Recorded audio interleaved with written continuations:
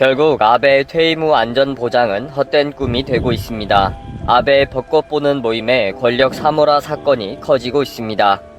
아베가 공들여 초대한 일본 최고의 사기꾼 야마구치 다카요시가 전격 체포되었기 때문입니다. 경찰이 그동안 미루다가 오늘 아침에 자택으로 들어가서 전격 체포하면서 일본 전역에서 큰 화제가 되고 있습니다. 하루 종일 체포 소식과 함께 아베의 벚꽃 보는 모임 사건 이야기로 시끌벅적하고 있습니다. 18일 아침 오전 6시 30분에 도쿄에 있는 야마구치 용의자의 집에 경시청 수사관이 들어갔고 1시간 후에 재팬라이프의 야마구치 다카요시가 수사관들에 의해서 끌려 나오는 모습을 기자들에게 드러냈습니다. 기자들이 아베와는 어떤 관계인가 라고 질문을 했지만 한마디도 하지 않고 수사 차량에 탑승했다고 합니다. 결국 야마구치와 일당 13명이 사기 혐의로 체포되었습니다. 전국에 약 7,000명 이상이 피해자이며 전체 사기 피해 금액은 2,400억엔, 약 2조 6,717억 원으로 상품 사기 사건으로는 일본 역대 두 번째로 큰 사기 피해 금액입니다. 이렇게 대형 사기 사건으로 확대된 것에는 아베의 후광이 있었기 때문입니다. 야마구치 다카요시는 아베의 특별 초대로 벚꽃 보는 모임에 참가한 것을 자랑했습니다. 노인들에게 보내는 세미나 권유 자료에는 아베의 이름이 적혀있는 초대장의 사진을 실었습니다. 야마구치가 자신의 신용도를 높이기 위해 사용한 것입니다. 자료에는 초대장 사진과 함께 아베 총리가 야마구치 회장에게 보내는 벚꽃 보는 모임에 초대장이 도착했습니다. 라고 언급했습니다. 이 사진과 문구는 야마구치 회장이 직접 직원들과 협의를 하면서 만들었고 전국의 세미나 권유 자료에서 사용하도록 지시했다는 것입니다. 직원들의 증언에 의하면 야마구치 회장이 아베의 초대장을 잘 활용하도록 지시했다. 그래서 더 많은 사람들이 안심을 했고 그 초대장 덕분에 계약이 많이 이루어졌다. 라고 밝히고 있습니다.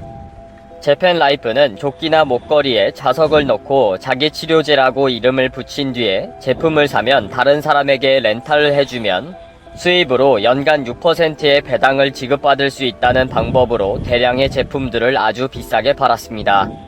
그냥 제품만 파는 것이 아니라 제품을 이용한 금융 재테크 수단으로 사업화한 것입니다. 그러다 보니 6%의 이자를 믿고 큰돈을 투자한 피해자들이 속출했습니다. 피해자 중에는 좋은 적금 상품이 있다는 권유를 받고 80세 여성이 1억엔, 약 11억 원, 90세가 넘은 여성이 5천만엔, 약 5억 5천만 원을 투자한 사례도 있습니다. 매달 배당금이 월 40만엔과 20만엔씩 항상 나왔기 때문입니다. 물론 얼마 나오지 않고 투자된 돈을 들고 회사는 사라져버렸습니다. 지금 현재의 사기 혐의는 2017년 8월 4일부터 11월까지 배당금 지급이나 원금 상환 가능성이 전혀 없는데도 불구하고 상품 판매를 약속하고 계약금으로 약 8천만엔을 가로챈 혐의입니다. 결국 재팬라이프는 37개 도도부연에 약 80개의 점포를 끝으로 2017년 12월에 파산해버렸습니다. 재팬라이프가 파산하면서 엄청난 피해자가 발생했고 피해자들은 아베가 해명해라, 아베와 특별한 관계인 것을 알고 있다, 아베 정부가 책임져라 라면서 시위에 나선 것입니다.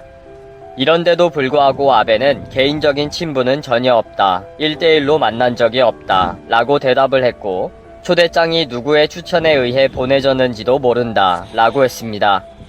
피해자들은 벚꽃 보는 모임은 공적 행사이고 사회적 공로가 있는 사람을 초대한다. 야마구치가 어떤 공로로 초대받았는지를 아베는 설명을 해야 한다. 라고 호소했습니다.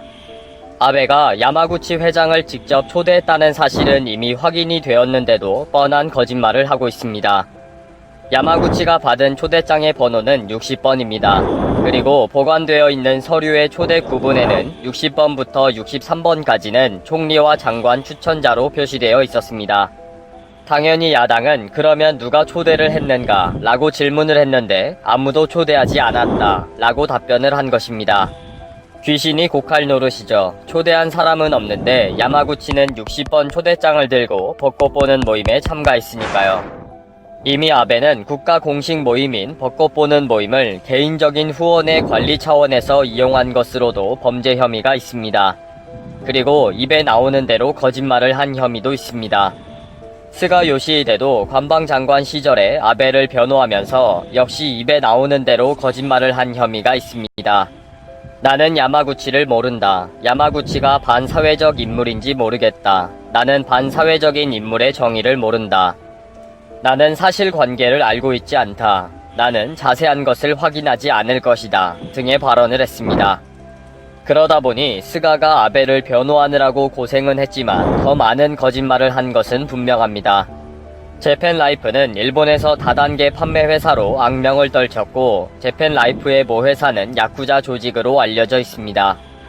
일본의 3대 야쿠자 조직 중 하나인 야마구치 조의 자본으로 세웠으며 재팬라이프의 마케팅 전략은 강매, 강금, 협박, 폭력으로 일단 회원에 가입하면 일정 금액 이상을 무조건 구매해야 하며 상위 핀에서 하위 핀에게 강제로 제품을 할당하고 탈퇴를 막기 위해 감금과 폭력을 불사한 마케팅 전략을 구사했습니다.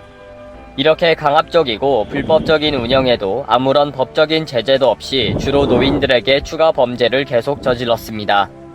재팬라이프는 그동안 2번의 부도 처리와 4번의 행정 지도를 받았고 300억엔의 채무 초과가 있었음에도 불구하고 불법 다단계 영업을 계속할 수 있었다는 사실에 아베 정부의 책임이 문제가 되고 있는 것입니다. 야마구치가 믿고 있는 것이 무엇인지 최근에는 갚을 길이 없다 라고 말해서 발칵 뒤집어지기도 했습니다. 이런 인물이 아베가 초청해서 벚꽃 보는 모임에 참석했고 아베와 함께 벚꽃을 보며 즐거운 시간을 보내고 참석 사진을 찍으면서 사회적 영향력에 힘을 쏟아줬으니 보통 문제가 아닌 거죠. 사실 이 재팬라이프는 한국과도 악연이 있습니다. 재팬라이프는 1988년 2월에 한국에 들어왔는데 그 당시 부모님 세대는 모르는 사람이 없을 정도로 재팬라이프의 자석료를 판매했습니다. 원가 30만원 하는 자석료를 200만원이 넘는 가격으로 다단계 판매를 하면서 사회적인 문제를 일으켰습니다. 역시 많은 범죄가 자행되었기에 국가에서 강력 대처했습니다. 이후 재팬라이프는 산융산업으로 이름을 바꾸었고 1992년에는 숙민, 1995년 재팬라이프 코리아, 1997년 SMK 숙민코리아 종합유통 등으로 이름을 바꿔가지만 악명 높은 경영 방식과 무리한 사업 확장으로 2003년 12월 24일 1차 부도에 이어 2004년 1월 28일에 최종 부도 처리되면서 한국에서 완전히 퇴출됩니다. 이런 재팬라이프와 최악의 경제사법인 야마구치를 후원하면서 정치 활동을 한 아베에게 당연히 책임이 있습니다. 결국 야마구치가 전격 체포되면서 이제 아베의 벚꽃 보는 모임 스캔들은 계속 언론에 올라올 것이고 아베는 이제 잠을 편히 잘 수가 없을 것입니다.